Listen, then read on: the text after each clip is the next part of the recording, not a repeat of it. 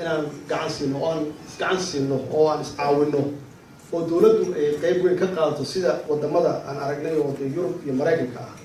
dadka sababka ah waa la caawiyaa taasna waxay keentay dawladahaas in Ilaahay uu barakeeyo oo roob aan kala joogsan inuu siiyo iyo barwaaqo marka saddexdaas arrimood waxaan ogahay waxyaabaha Soomaaliya sharafteeda hoos u dhigay haddaan ugu dhaqmin inay ahayd waxaan ognahay Soomaaliya adduunka meesha kaga jirto adduunka Soomaaliya waxay kaga jirtaa bacdama saddexdaas arrimood aan ignore gareynay annagoo dad Islaam ah waxaan kaga jirnaa adduunka at least 10 sano soo dhaafay dalku wuxuu adduunka aan ma oran karo iyagu waxay yiraahdaan dalka ugu dulisan laakiin aan ku soo koobno dalka ugu xun macnaheedu waxay tahay waxaan naloo arkaa dad isxadaya iyagu ha ka bilaabato dadka dawladda ku jira ha ka bilaabato dadka shaqaalaha ah waxaan ogahay ganacsatadu waa fiican yihiin weli culture-koodii islaamka waa hayaan siyaasiyiintu marka waxaa la rabaa inay taas wax ka bartaan ninka ganacsiga ah ama ganacsadaha ah marka uu qofku wax ku darsanayo wuxuu ku darsanayaa qof aamin ah hadduu qofkaas hal mar khiyaamana magaalada ma soo galaya qofkaas waxay ahayd siyaasiga marka hal mar la arko inuu khiyaamay in siyaasadda laga saaro marka anigu waxaan ballan qaadayaa ammaanadaas aad ii dhiibateen oo kan amoolaha ah indhahala kan dhagahala ilmahaas aan dalan weli iyo kuwa hadda dhibaatoonaya oo qaxaya oo abaaruhu baabi'iyeen iyo qofka roob kulli ammaanadaas iyaga in ka wada dhexaysaa inaan u ilaaliyo ammaanadaas oo qof dawladda ku jira ama magac leh oo ognahay oo ummaddaas shilnay leeyihiin ka qaata waxaan ka ballan qaadaya inaysan dhici doonin arrinta labaad oo aan pledge-kayga ahayd oo aan ballanta ku qaaday oo dadka ugu taageeran waxaa ka mid ah cadaalad dalkan wuxuu la burburay oo colaadana noo haysataa oo qabyaaladda iyo shakiga lagu kala dhex jiray na gaarsiiyey waa cadaalad darro weyn wuxuu sheegay aadan barre ducaale wuxuu sheegay golihii wasiirada la magacaabay waa dhab weyn qof walba wuxuu rabaa inuu iska dhex arko waxaa laga yaaba qofkaas inuusan aqoonin laakiin uu raadinayo qof qabiilkiisa inuu ku dhex jiro waxaan idiin sheegayaa anaa ugu horeeyo madaxweyne ah anuu qabiil malihi Soomaali baan ahay Soomaali baa dooratay Soomaalida u dhaxeeya qof aan soo dhaweysanayo qabiil ku soo dhaweysanayo ma jiri doono qof aan qabiil ku fogeynayo ma jiraayo Prime Minister-ka markii aan magacaabay saddex arrimood iyaan ballan ku galnay midda koowaad waxay ahayd musuqmaasuqa inaan ka fogaano midda labaadna waxay ahayd in maxaan ku yiraahdaa aan wada shaqeyno oo khilaafaadka iska ilaalino tan saddexaadna waxay ahayd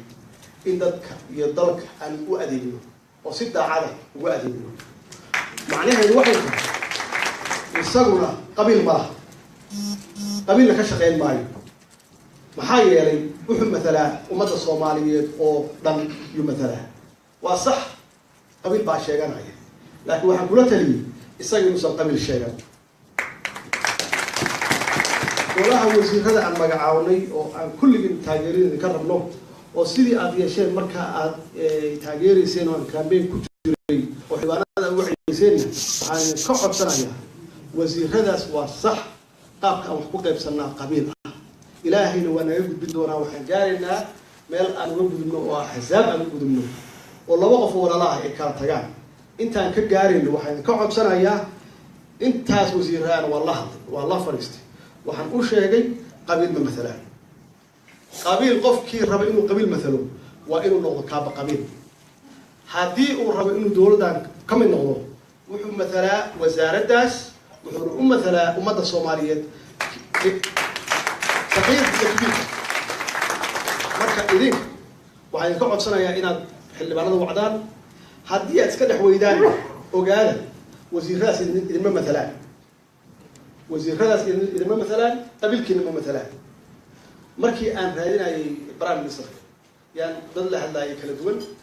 waxaan ku yiri qofkii hadda igu imaanaya inaan u magacaabo qof qabiilkiisa waxaan ballan idinkaga qaadaya ninkaasaan magacaabi doono inuusan waxba idin tari doonin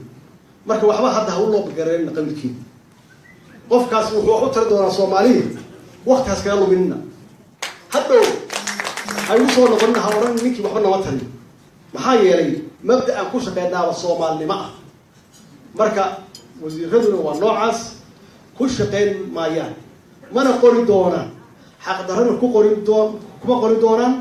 qofna ma fogeyn doonaan oo aan qabiilkooda ahayn marka waxaan idinka codsanayaa inaad qof walba oo soomaaliya waa garan karaa maxaa yeelay weli xanuunkii waana hayaa 26 sano oo shakiga ahaa oo kalsooni darrada ahaa oo qofkii meel la geeyaba markiiba uu eriyaayo qofka ku qabiil ahayn markiiba uu kasoo buuxinayo dadkiisa wallaahi billahi inaysan dhicin anaa idiin sheegay hadday dhacdana ninkaas wasiir ummadda soomaaliya u noqon maayo marka qabiilkiis meel ha ka raadsado waxaan ballan qaaday oo kale markii lay doortay inaan shacabka la hadlo caleemisaadkii baan kula hadlay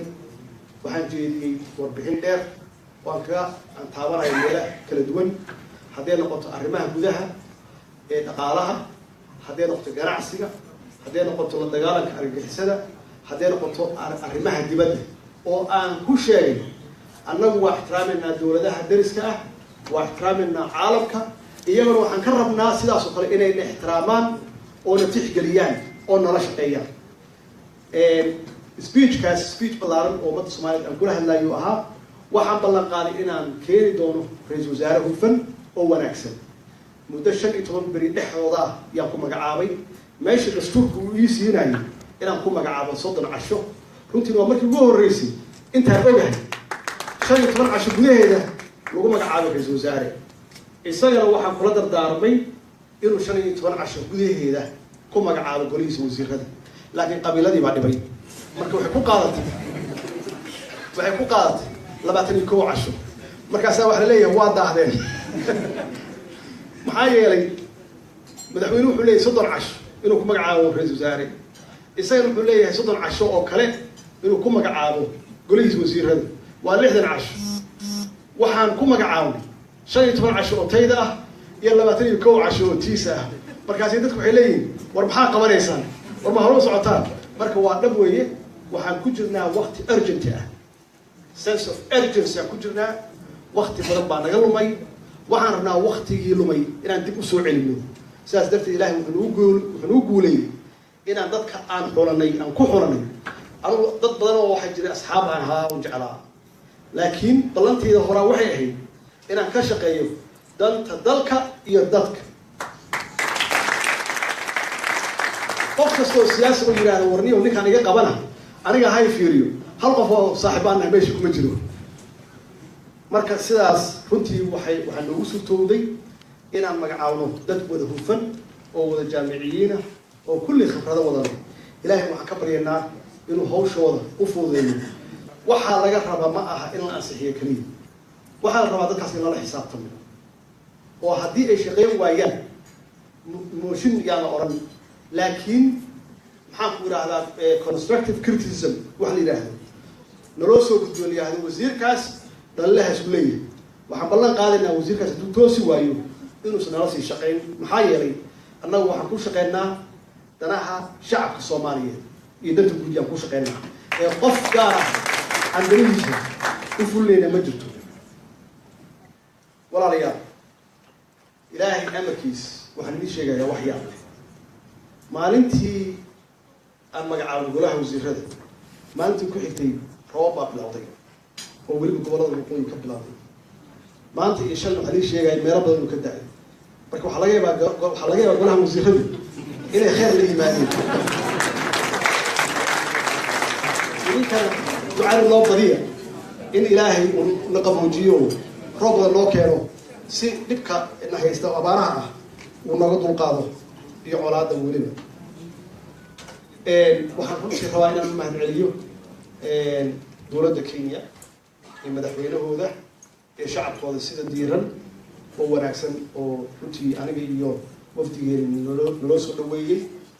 runtii waxaa meeshaas ka muuqata inay diyaar u yihiin in la furo gate cusub oo ku dhisan mutual interest and equal footing. macnaheedu waxay tahay dad isxushmeeya runtiina diyaar u ah inay wada shaqeeyaan ku wada shaqaystaan iyagoo danaha dalkooda eegaya maslaxadda dalalkooda eegaya inaan isku soo dhaweyno maslaxadeena oo ay ka mid tahay inaan furno xiriirkii isweydaarsiga dhaqaalaha inaan furno. taasi waxay keentay madaxweynihii shalay aniga isaga inaan press conference sameynay uu ballan qaaday in uu furo diyaaradihii isaga gooshayay tooska waxaan ku idhahdaa ay ahaan jirtay xamar iyo nairobi in dib loo soo celiyo. waa ka xumahay dadka reer wajeer waxaa laga yaabaa xoogaa economic hardship inuu ku dhaco, laakiin runtii dadkii soomaaliyeed waa rafaadeen maxaa yeelay waxay mareen agony bay mareen iyo dhib bay mareen inay soo maraan wajeer ayna maraan the same process ay maraan markay yimaadaan nairobi. marka taasi waxay fududeynaysaa isu socodka iyo ganacsiga labada dal. intaas waxaa dheer in aan isweydaarsano runtii aqoonta iyo tababarada iyo maxaan ku idhaahdaa iyo waxyaabo badan inaan isweydaarsano.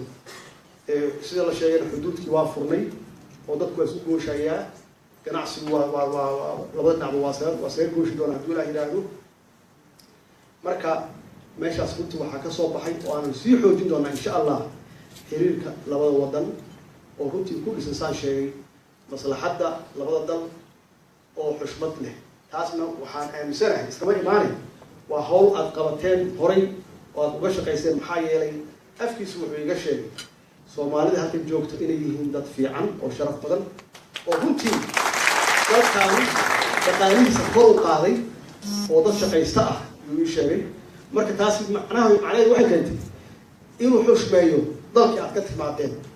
waan uga mahad celinayaa majority leaderka aadan ducaale iyo raggiisana aad iyo uga shaqeeyeen runtii hawshaan inay fusho oo hawshaan ma ahayn hawl iska dhacdeen, waxay hawl horey looga shaqeeyey. marka waa kaaga mahad celinaya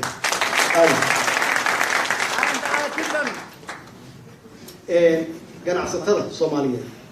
waxaan leeyahay walaalayaalow dal aan dhaqaalo lahayn ma shaqayn karo. anigu waxaan la imaanaya ammaanadii inaan la tartamo dalka ugu hufan oo ugu fiican oo la yidhaahdo Denmark. yaan rabaa inaan la tartamo markay noqoto hufnaanta. meesha aan kaga jirno 176 wax naga hooseeya mare.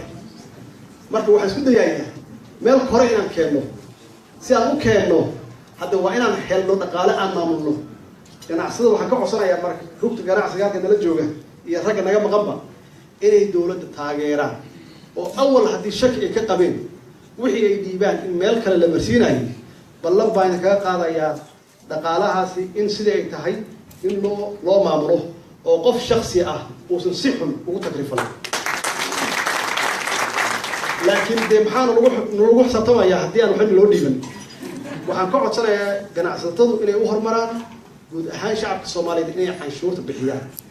dalkan budgetkiisu aadan ducaale ii sheegayay wuxuu ii sheegay $100 bilyan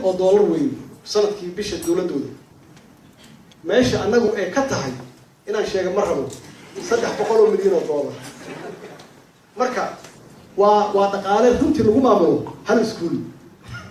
soo ma garan yaan rabnaa waddan inaan ku maamulno. macnaheedu ma ah dhaqaale la'aan inayna hayso. dadkii baan bixinayna canshuurtii. dadku haddii canshuurta bixiyaan oo dowladooda kalsooni siiyaan oo ay aaminaan waxaan aaminsanahay dhaqaalaheen inuu gaari karo 20 bilyan iyo ka badan. 20kaas bilyan oo aan la xadaynin way ka baraka badan tahay 100 bilyan. marka saan aaminsanahay. marka ganacsatada waxaan ku boorinayaa ilaahay dhaqaalaha idin badiyo. waxa haystaan waxa ilaahay ugu daro. laakiin in dowladdiina aad maxaan ku rahdaa wixii ay ka mudan tahay oo canshuura aad siisaan. waxaan kusoo gabagabeynayaa Soomaaliya. marka dalkeenu waa dal kheyraad badan. waxaad arkaysaan oo loogu dal wareegayo macna darri maaha. wax badan yaa Soomaaliya yaalla. Soomaaliya waa dal qani ah. hadday noqoto oil and gas, hadday noqoto mining, hadday noqoto waa wax dhulka hoostiisa ku jira oo haddii aan caqli la imaanno dowladda dadka Soomaaliya maanaya oo investment ku sameynayaan waa inay helaan dowlad aamin ah ogaada dowlad hoggaah cid wax ku darsanaysa ma laha waxyaabaha ugu horeeya oo adduunka ku soo jeedaya investment waxa ka mid ah dowladdan corruption kan waxa keenaya qof iimaan la oo aan patient lahayn oo aan sugi karin waddanka horta inuu qani noqdo oo raadinaya kad wax la yiraahdo iyo commission fee qofku markuu arka marka la yiraahdo kad keen wuxuu leeyahay meeshan haddaad billion geliso hadhow maxaa lagu weydiin doonaa war waxaan waa tuugay waxba iska gelin meesha laakiin markuu arko in fakarka uu aaminsan yahay dowladihiisa ku shaqeeyaan uu ka dhex arko